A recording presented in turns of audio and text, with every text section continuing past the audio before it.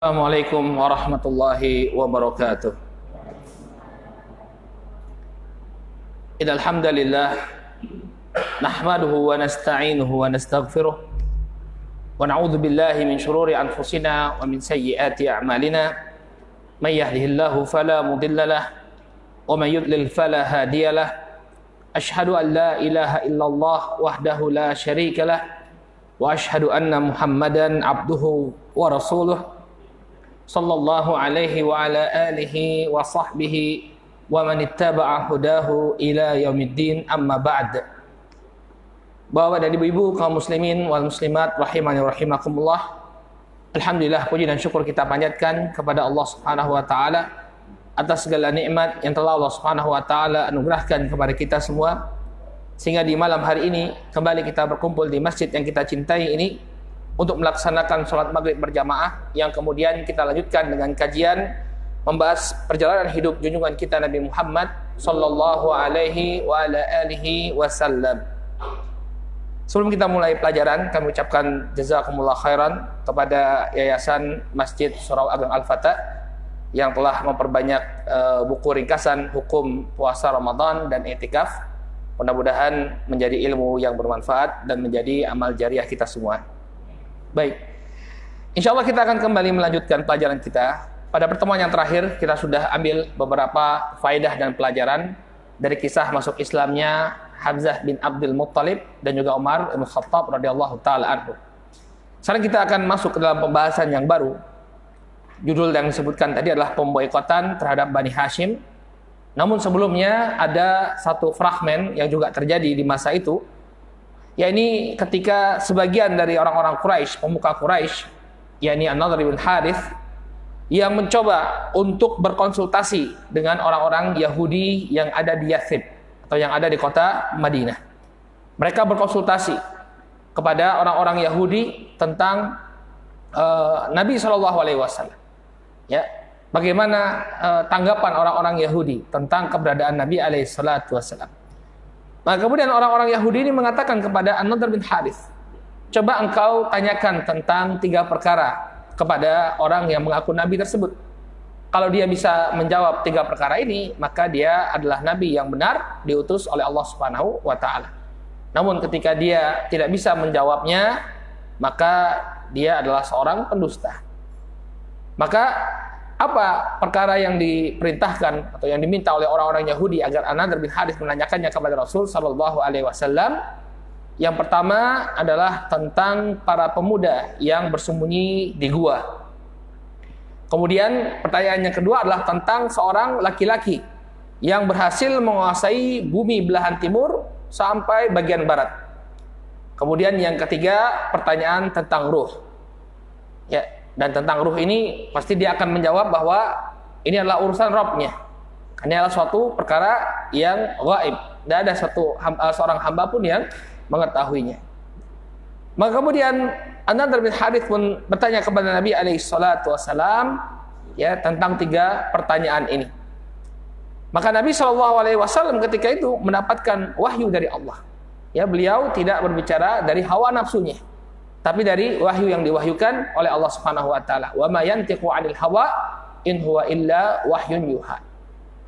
Maka turunlah firman Allah Subhanahu wa taala yang berbicara tentang Ashabul Kahfi, para pemuda penghuni gua yang mereka mempertahankan keimanannya, kemudian terpaksa mengasingkan diri dari kaumnya, kemudian berada di dalam gua. Ya, Allah Subhanahu wa taala menurunkan firman-Nya, nahnu naqussu 'alaika naba'hum bil haqq innahum fityatun amanu bi rabbihim wa zidnahum huda wa rabatna 'ala qulubihim idh qamu faqalu rabbuna rabbus samawati wal ard lan nad'uwa min dunihi ilaha laqad qulna idzan syatata haula'i qaumun ittakhadhu min dunihi aliha laula ya'tuna 'alaihim bisultanin bayyin faman azlamu mimman iftara 'ala Allahi kadziba. Turunlah firman Allah Subhanahu wa taala yang menerangkan tentang Ashabul Kahfi. Kami ceritakan kepada engkau Muhammad, ya, dengan sebenar-benarnya. Innahum fityatun amanu bi rabbihim wa zidnahum huda. Mereka itu adalah pemuda-pemuda yang beriman kepada Rabb mereka, lalu kami tambahkan petunjuk kepada mereka. Warabatna ala qulubihim, dan kemudian kami teguhkan hati mereka. Idh qamu faqalu rabbuna rabbus samawati wal ard. Ketika mereka bangkit berdiri lalu mengatakan bahwa Rabb kami adalah Rabb yang menguasai langit-langit dan bumi. Lan nad'u min dunhi ilaha. Kami tidak akan menyembah ilah selainnya. Laqad qulna idzan syatata. Kalau kami menyembah yang selainnya, maka kami telah mengucapkan suatu kalimat yang jauh dari kebenaran. Haula'i qaumun attakhadhu min dunihi alihah. Kaum kami, kata pemuda-pemuda tersebut, telah menjadikan selain Allah Subhanahu wa taala sebagai sesembahan-sesembahan. Laula ya'tuna 'alaihim bisultanin bayyin. Mengapa mereka kemudian tidak menjelaskan apa alasan mereka? Kenapa mereka menyembah yang selain Allah Subhanahu wa taala? Faman adlamu mimman iftara 'ala Allahi kadziba. Maka siapakah yang lebih zalim daripada orang-orang yang membuat kebohongan kepada Allah Subhanahu wa taala? Ternyata Nabi alaihissalam mengetahui tentang keberadaan pemuda tersebut dari wahyu Allah Subhanahu wa taala. Kemudian pertanyaan yang kedua tentang laki-laki yang ditundukkan bumi bagian timur sampai bagian baratnya. Allah Subhanahu wa taala kemudian menurunkan firman-Nya masih dalam surat Al-Kahfi yang berbicara tentang Dzulqarnain. Yas'alunaka an Dzulqarnain.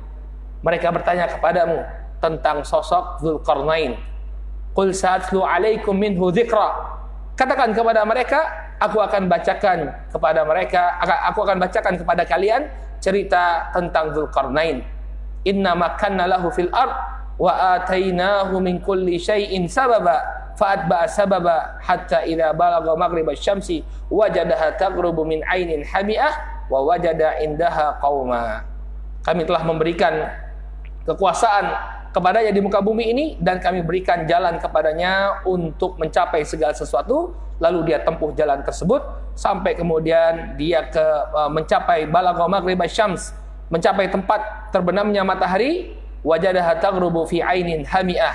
Lalu dia pun mendapatkan matahari tersebut terbenam dalam laut yang berlumpur hitam. Wa indaha qauma. Lalu dia mendapati sebuah kaum di sana. Ini tentang Dzulqarnain, dijawab oleh Rasul sallallahu alaihi wasallam dengan wahyu dari Allah Subhanahu wa taala. Adapun tentang ruh, ya, maka tidak ada yang mengetahui tentang ruh.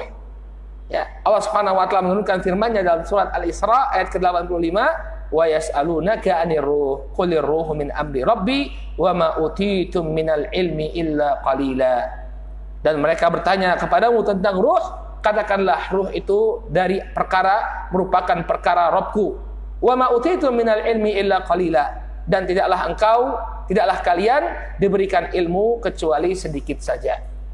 Ini semua berhasil dijawab oleh Nabi alaihi salatu wasalam.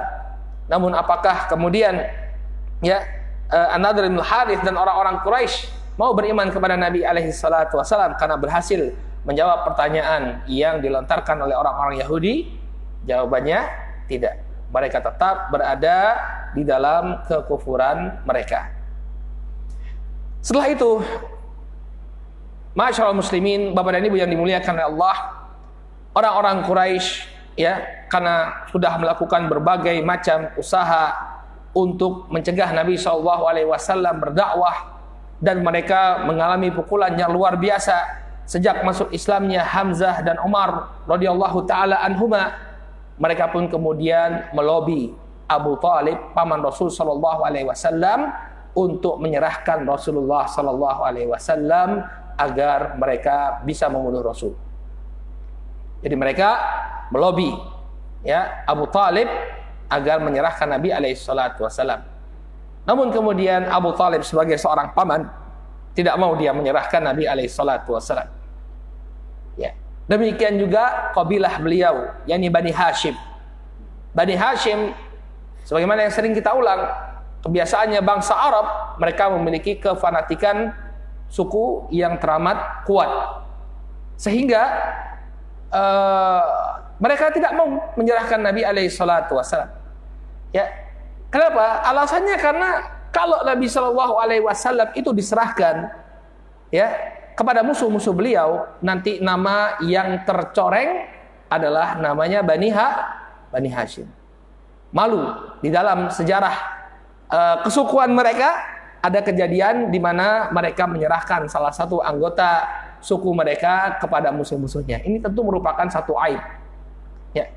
Jadi latar belakang mereka memberikan perlindungan kepada Nabi SAW bukan karena keimanan, tapi karena kecintaan mereka kepada kefanatikan kesukuan. Ya. Makanya kita bilang alasan kenapa Nabi SAW diturunkan ke Jaziratul Arabiyah karena ada kebiasaan yang semacam ini. Kefanatikan yang teramat sangat kepada suku. Ya, maka kemudian mereka pun tidak mau menyerahkan Nabi SAW, sehingga pemuka-pemuka Quraisy memutuskan untuk melakukan pemboikotan kepada Bani Hashim, keluarga besarnya Nabi SAW. Dan ikut juga yang diboikot ketika itu adalah Bani Al-Muttalib. Jadi Bani Hashim dan Bani Al-Muttalib ini satu keluarga. Karena Hashim dan Muttalib ini kakak adik. Ya. Maka mereka pun kompak mengasingkan diri mereka di sebuah tempat yang bernama Syi'ib Abi Thalib. Syi'ib itu adalah lembah, celah yang ada di antara dua gunung. Nah, disitulah mereka mengungsi, kemudian diboikot oleh orang-orang Quraisy. Nah, perlu kita jelaskan di sini Bapak dan Ibu, bahwa kisah ini tidak disebutkan secara sharih dalam kitab-kitab sahih. Hanya saja dalam Sahih Al-Bukhari disebutkan ada indikasi bahwa kisah ini benar-benar terjadi. Jadi kalau kita cari dalam Sahih Al-Bukhari, Sahih Muslim, kita nggak dapatkan kisah pemboikotan ini. Ya, kita dapatkan dalam kitab-kitab sirah, kitab-kitab yang memang sengaja ditulis untuk berbicara tentang sejarah Rasulullah SAW.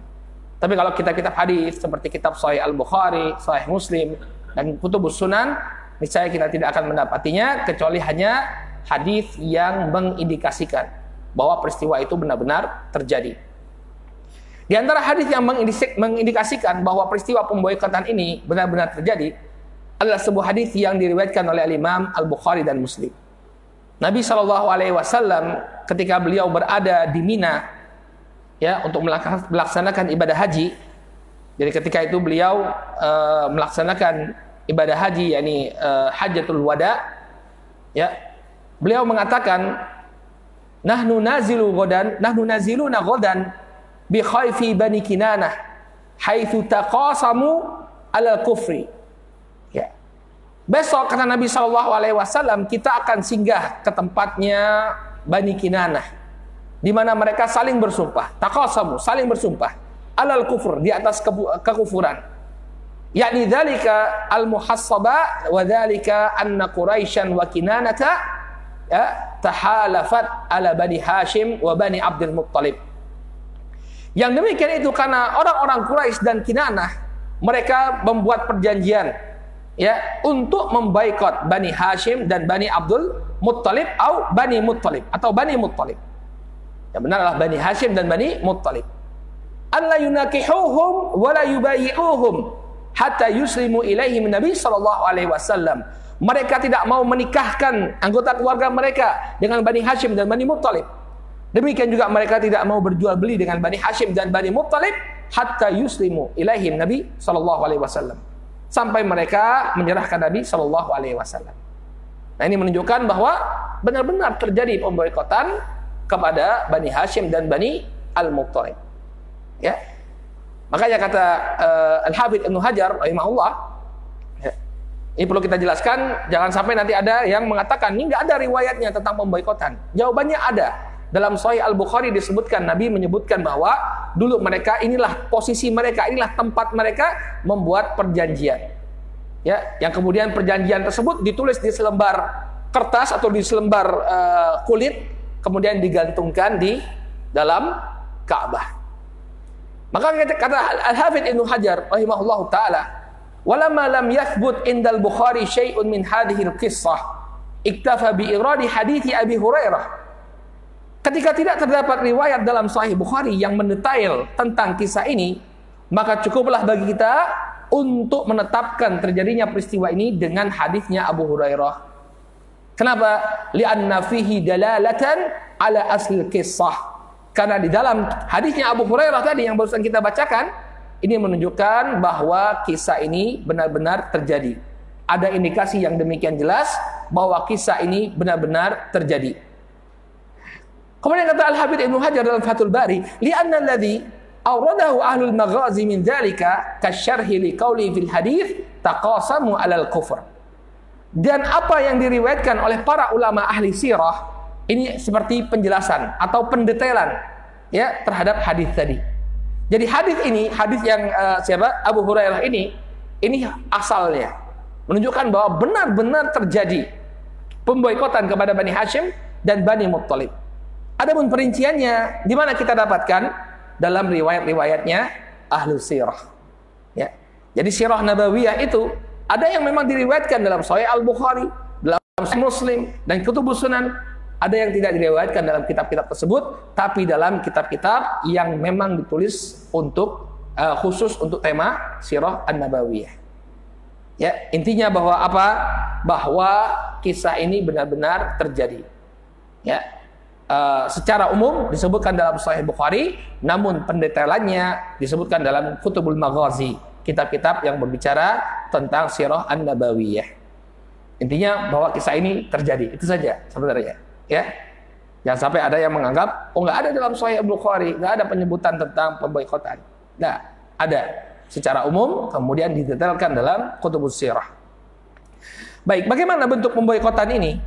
Ya, sebagaimana yang kita sebutkan tadi dalam Sahih Al-Bukhari, hadisnya Abu Hurairah radhiyallahu taala anhu, mereka melakukan pemboikotan secara menyeluruh kepada Bani Hashim dan Bani Al-Muttalib.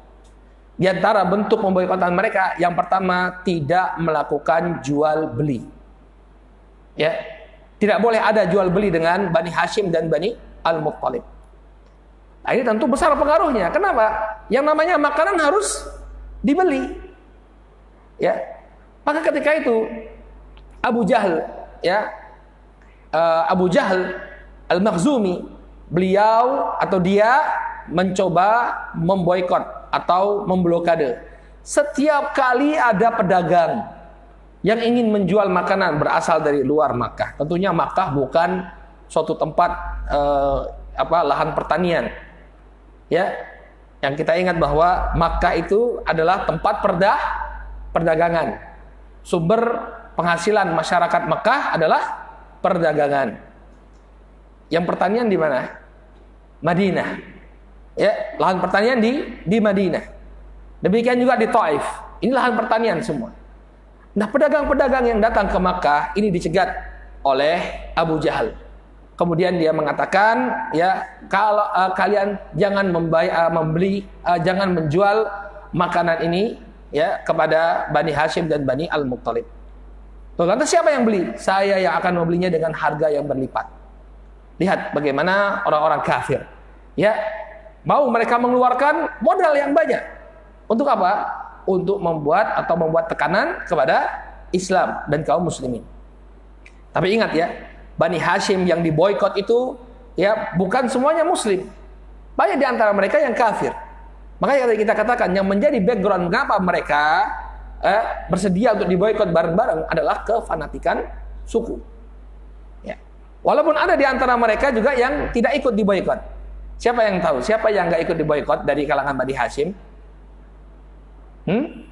Tabbat syada Abi Lahab. Abu Lahab nggak ikut diboikot, padahal dia dari Bani Hashim. Dia berlepas diri dari Bani Hashim ketika itu. Ya, tapi Bani Hashim yang lainnya berada di belakang Rasulullah Shallallahu Alaihi Wasallam. Demikian juga Bani Al-Muttalib. Ya, jadi tidak boleh ada jual beli. Kemudian tidak boleh berkumpul dengan mereka. Ya, tidak boleh masuk ke rumah mereka dan tidak boleh menikahkan keluarga mereka. Benar-benar diboikot Banu Hashim. Ya, dan ini berlangsung.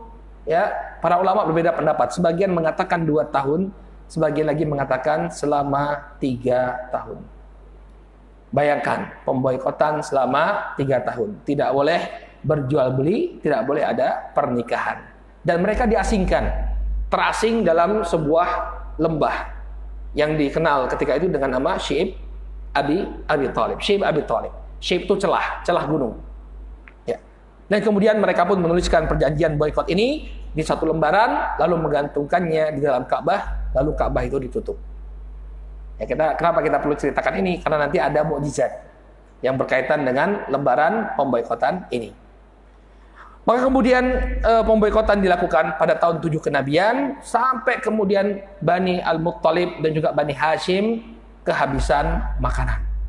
Tidak ada lagi makanan yang mereka miliki, sehingga mereka pun terpaksa makan dedaunan. Sampai diceritakan oleh Sa'ad ibn Abi Waqqas radhiyallahu taala anhu, ya, ketika itu dia saking kelaparannya nggak sadar apa yang dia makan, apa yang bisa dia makan dia makan. Ya, sebutkan ceritanya bahwa suatu ketika beliau dalam keadaan sempoyongan karena sudah tidak makan berhari-hari, lalu ketika dalam keadaan sempoyongan tersebut dia terjatuh, kemudian tangannya menyentuh suatu yang lembab, lalu dia makan apa yang dia pegang. Kemudian setelah selesai pemboikotan, Sa'ad bin Abi Waqqas ngomong, saya nggak tahu apa yang saya makan, yang penting dia suatu yang lembab. Allah Ta'ala apa yang beliau makan, ya, sampai kemudian anak-anak menangis, tidak ada makanan, ya, yang dapat mereka makan. Namun disebutkan oleh para ulama, tidak semua orang-orang Quraisy itu setuju dengan pemboikotan, ya. Yang menjadi provokator pemboikotan ini adalah Abu Jahal. Namun di sana banyak orang-orang yang memiliki simpati kepada kaum muslimin. Di antaranya adalah Mut'im bin Adi. Mut'im bin Adi ini bapak dari sahabat Jubair bin Mut'im. Mut'im bin Adi, ya, dia di waktu-waktu yang tidak diketahui oleh orang, dia kirimkan, dia pasok makanan kepada Bani Al-Muttalib. Makanya sosok Mut'im bin Adi ini sangat dihormati oleh Nabi alaihi salatu wassalam. Karena dia selain nanti juga memberikan pelindungan kepada Nabi, Mut'im bin Adi ini juga termasuk yang menyuplai makanan kepada Bani Hashim selama masa pemboikotan. Oleh karena itu nanti kita akan sampai pada perang Badar insya Allah, ketika Nabi SAW melihat 70 orang Quraisy yang ditawan dalam perang Badar, beliau mengatakan, kalau Mut'im bin Adi masih hidup, kemudian dia memintaku untuk membebaskan mereka, maka niscaya aku akan bebaskan mereka. Sebagai bentuk penghormatan Nabi SAW terhadap jasa Mut'im bin Adi. Tapi qadarullah wa masyafa'al, Allah tetapkan bahwa dia mati di atas kekufurannya. Jadi nggak semua orang yang baik itu mendapatkan husnul khatimah, ya. Abu Thalib juga seperti itu. Ya. Maka kemudian ketika itu, ya, sebagian di antara pemuka-pemuka Quraisy ini dari berbagai kabilah melihat kezaliman yang terjadi, ya, pemboikotan yang dilakukan oleh orang-orang Quraisy kepada Bani Al-Muttalib. Muncul simpati dari sebagian di antara mereka. Yang pertama kali menunjukkan simpatinya adalah seorang yang bernama Hisham bin Amr. Hisham bin Amr merasakan, ya, kita makan makanan, kita memakai pakaian, sementara Bani Hashim dan Bani Al-Muttalib mereka dalam keadaan yang sangat tragis. Maka dia berpikir, ya, untuk mencari teman. Bagaimana caranya untuk membatalkan perjanjian tersebut, ya, atau pemboikotan tersebut. Dan ketika itu pemboikotan sudah berlangsung selama 3 tahun. Bayangkan, diboikot selama 3 tahun. Ya, tidak boleh dapat masukan makanan. Itu pun ada pasokan makanan pun diberikan secara diam-diam, rahasia. Ya, bisa kita bayangkan bagaimana penderitaan yang dialami oleh kaum muslimin dan Bani Hashim ketika itu. Maka kemudian Hisham bin Amr ini mencari teman. Dia bertemu dengan Zuhair bin Umayyah al-Makhzumi. Ya, nah, 2 orang inilah yang kemudian diberi hidayah oleh Allah Subhanahu wa taala untuk masuk Islam. Masya Allah, karena kebaikan hatinya, ya, Hisham bin Amr dan Zuhair bin Umayyah ini ketika Fatu Mekah, ya, Allah Subhanahu wa taala berikan hidayah mereka masuk Islam.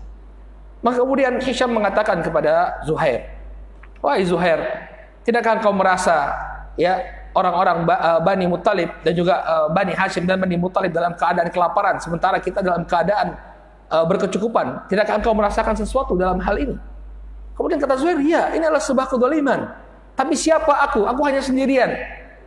Ya, kemudian kata Hisham, "Ada aku. Mari kita cari orang yang ketiga." Maka kemudian Hisham pun berbicara kepada Mut'im bin Adi. Dia melihat Mut'im bin Adi ini padanya ada kebaikan. Dia katakan kepada Mut'im bin Adi, "Wahai Mut'im bin Adi, apakah pantas kita kekenyangan dalam keadaan Bani Al-Muttalib dan juga Bani Hashim dalam keadaan kelaparan. Kemudian sama ucapan Mut'im bin Adi, ya tentu tidak pantas. Tapi siapa saya? Saya hanya sendirian. Kemudian kata Hisham bin Amr, ada Zuhair bin Abi Umayyah, bertiga. Kemudian aku akan cari lagi orang yang keempat, cari lagi orang yang keempat.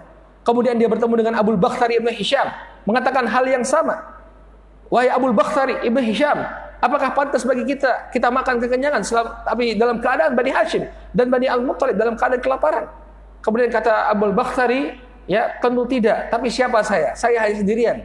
Ya, sudah ada orang empat, cari yang kelima. Sampai kemudian mereka bertemu dengan Zam'ah bin Al-Aswad, yakni Hisham bin Amr bertemu dengan Zam'ah bin Al-Aswad.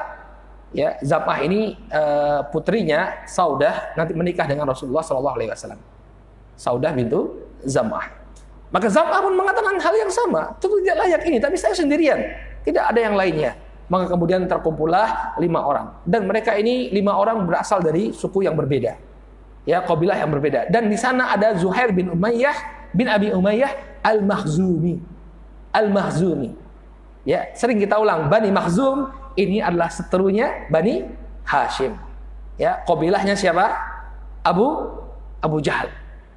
Ya, Abu Jahal. Maka kemudian mereka pun ketika itu mereka berkumpul, orang-orang Quraisy sedang berkumpul di sekitar Ka'bah. Maka Zuhair kemudian mengatakan kepada keempat temannya, biarkan aku yang memulai. Ya, ana abda'ukum, kata dia. Ana abda'ukum. Ya, biarkan aku yang memulai berbicara dengan mereka. Maka ketika itu orang-orang Quraisy sedang berkumpul di sekitar Ka'bah, Zuhair menggunakan pakaian kebesarannya, lalu dia tawaf, mengitari Ka'bah 7 kali, lalu dia berpidato di hadapan orang-orang Quraisy. Ya ahla Makkah, wahai penduduk Makkah, ana kulut ta'am, wa nalbasu thiyab, wa banu Hashim halqa. Wahai ahlu Makkah, wahai penduduk Makkah, apakah pantas bagi kita untuk makan dan kita menggunakan pakaian dalam keadaan Banu Hashim mendapatkan kebinasaan? La yuba' wa la yubta' minhum. Mereka tidak bisa melakukan jual beli. Mereka tidak bisa menjual, mereka tidak bisa membeli. Wallahi la aq'udu hatta tushaqqa hadhihi as-sahifah al-qati'ah adh-dhalimah. Demi Allah, ya, saya tidak akan duduk sampai lembaran perjanjian yang zalim ini dirobek. Ya. Tentu Abu Jahal enggak terima dengan apa yang disampaikan oleh Zuhair ini. Kadzabta ya Zuhair. Ya, engkau berdusta wahai Zuhair. Nah, mulailah teman-temannya tadi yang 4 memberikan dukungan kepada Zuhair, ya, bahwa yang demikian ini merupakan kezaliman. Maka kemudian mulai berpikir para penduduk Makkah, ya, kenapa kok kita bisa setega ini kepada Bani Al-Muttalib dan juga Bani Hashim. Maka mulailah mereka, ya, menyuarakan suara untuk memutuskan boikot tersebut. Nah, ketika itulah terjadi sebuah mukjizat, ya, ketika mulai ada suara ingin membatalkan pemboikotan kepada Banu Hashim dan Bani Al-Muttalib, Nabi SAW mengatakan kepada paman beliau Abu Talib, wahai pamanku, sesungguhnya Allah Subhanahu wa Ta'ala telah mengirimkan rayap untuk memakan surat perjanjian pemboikotan tersebut, kecuali penggalan-penggalan yang tertulis padanya Bismikallahumma, ya, dengan nama Allah, dengan namamu ya Allah. Ya. Maka kemudian Abu Talib pun menyampaikan ini kepada orang-orang Quraisy. Ya, wahai penduduk Makkah, sesungguhnya keponakanku telah mengatakan sesuatu. Apabila yang dia ucapkan adalah kebenaran, maka bebaskanlah kami dari pemboikotan. Dan apabila yang dia ucapkan adalah sebuah kedustaan, maka niscaya aku akan serahkan dia kepada kalian. Sesungguhnya keponakanku telah mengatakan bahwa lembaran pemboikotan telah dimakan oleh rayap. Allah telah mengutus rayap untuk memakannya, kecuali apa yang bertuliskan Bismikallahumma. Kemudian dibukalah pintu Ka'bah dan mereka mendapati sebagaimana yang dikhabarkan oleh Nabi alaihi salatu wassalam, bahwa lembaran tersebut telah habis dimakan rayap kecuali yang tertulis dalamnya Bismikallahumma. Ya, dan mereka pun menghentikan pemboikotan. Namun, apakah mereka mau beriman? Jawabannya tidak. Padahal apa yang dikatakan oleh Nabi SAW benar-benar terjadi. Bahwa lembaran itu telah dimakan oleh rayap. Kecuali lafaz Bismillahirrahmanirrahim. Lihat, berkali-kali mukjizat ditampakkan kepada mereka, tidak serta-merta membuat mereka beriman. Inilah yang disampaikan oleh Allah Subhanahu wa taala dalam surat Al-Qamar, wa in yarau ayatan yu'ridu wa yaqulu sihrun mustamir. Ya. Dan apabila mereka melihat suatu tanda kebenaran Nabi Shallallahu alaihi wasallam, mereka berpaling kemudian mengatakan sihrun mustamir. Ini sihir yang datang secara terus-menerus. Jadi mereka menganggap bahwa itu semua adalah sihirnya Rasulullah Shallallahu alaihi wasallam. Apa kemudian kata Allah Subhanahu wa taala? Kadzabu wattaba'u ahwa'ahum wa kullu amrin mustaqir. Ya, mereka telah mendustakan Nabi dan mengikuti hawa nafsu mereka, dan setiap perkara sudah ditetapkan. Artinya itu ketetapan dari Allah Subhanahu wa taala bahwa mereka tidak mau menerima kebenaran yang dibawa oleh Nabi alaihi salatu wassalam. Dengan demikian berakhirlah pemboikotan kepada Bani Hashim, kemudian kaum muslimin dan juga Bani Hashim dan Bani Al-Muttalib kembali ke kota Makkah. Ada beberapa pelajaran yang bisa kita dapatkan ya dari peristiwa pemboikotan ini. Di antara pelajaran yang disebutkan oleh para ulama, yang pertama adalah kerasnya permusuhan orang-orang kafir kepada Islam dan kaum muslimin.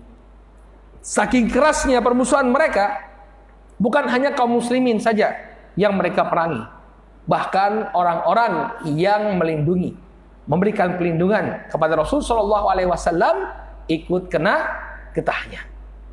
Jadi yang diperangi oleh mereka bukan lagi kaum muslimin, tapi orang-orang yang melindungi kaum muslimin. Ya. Jadi memang seperti itu mereka. Yang penting apa? Cahaya agama Allah Subhanahu wa taala ini padam. Walaupun terkadang teman-teman mereka sendiri yang mereka boikot, yang mereka serang, ya, asalkan bisa memadamkan cahaya agama Allah Subhanahu wa taala, itu akan mereka lakukan. Kemudian yang kedua, pemboikotan atau embargo ini adalah salah satu strategi untuk melemahkan musuh. Lihat bagaimana caranya orang-orang kafir untuk melemahkan kaum muslimin, yakni dengan melakukan pemboikotan. Nah, kita juga harus sadar bahwa ini adalah salah satu strategi memboikot produk-produk orang-orang kafir misalnya. Seperti kemarin ketika terjadi pelecehan kepada Nabi alaihissalam.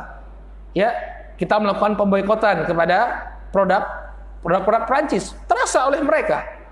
Ya, sampai mereka minta dihentikan pemboikotan. Ya, makanya kalau bisa kita ya sejauh mungkin untuk tidak menggunakan produk mereka kecuali memang hal-hal yang kita butuhkan. Karena ini akan menguatkan mereka. Ya, contohnya aja air minum ya. Tinggalkan saja misalnya produk-produk Danone itu kan. Kita tuh aneh, heran. Airnya dari tanah kita. Ya, dibeli oleh orang Prancis, kemudian dijual, kita konsumsi. Goblok nggak kita? Bodoh nggak kita? Lihat instansi pemerintah kalau rapat, Aqua, sampai dikatakan di Aqua nih, ya, sampai jadi merek ini. Itu kan punya Prancis, punya Danone. Diambil dari mata air Sukabumi, diambil dari mata air mana-mana, ya, dari tanah Indonesia. Yang jual orang Prancis ke Indonesia. Goblok nggak kita? Ya, makanya mereka ngambil keuntungan dari kita, kemudian mereka dengan bangganya ya nampakkan poster Nabi SAW, Nabi SAW di gedung-gedung pemerintahan mereka. Mana pemikiran kaum muslimin? Jadi mulailah kita melakukan pemboikotan kepada mereka. Banyak produk alhamdulillah punya kaum muslimin, banyak ya. Nggak usah sebut merek lah ya. Ya, banyak produk kaum muslimin, kita pakai produk kaum muslimin. Jadi pemboikotan ekonomi itu memang strategi yang sangat efektif. Raja Faisal dulu pernah tahun 70-an ketika Saudi itu masih dipimpin oleh Raja Faisal, beliau menghentikan pasokan minyak ke Amerika. Wah, Amerika kacau sekali. Sampai kemudian presidennya, kalau saya nggak salah Henry Kissinger itu datang melobi Raja Faisal untuk menghentikan pemboikotan. Tidak lama Raja Faisal ditembak oleh keponakannya. Ya. Ini menunjukkan bahwa yang namanya peperangan itu bukan hanya kontak fisik, enggak, lewat pemboikotan. Ya. Ini strategi harus dikuasai oleh kaum muslimin. Kemudian yang ketiga, menunjukkan kesabaran keluarga Rasulullah, keluarga dan para sahabat beliau. Ya, berbagai gelombang cobaan yang mereka hadapi, namun tidak menggoyahkan keimanan mereka sama sekali. 3 tahun diboikot. Bagaimana kalau kita 3 tahun diboikot? Jangankan 3 tahun diboikot ya, mungkin 1 bulan nggak dipekerjakan aja misalnya. Ya, mungkin udah banyak orang yang menyerah. Tapi lihat bagaimana mereka 3 tahun diboikot.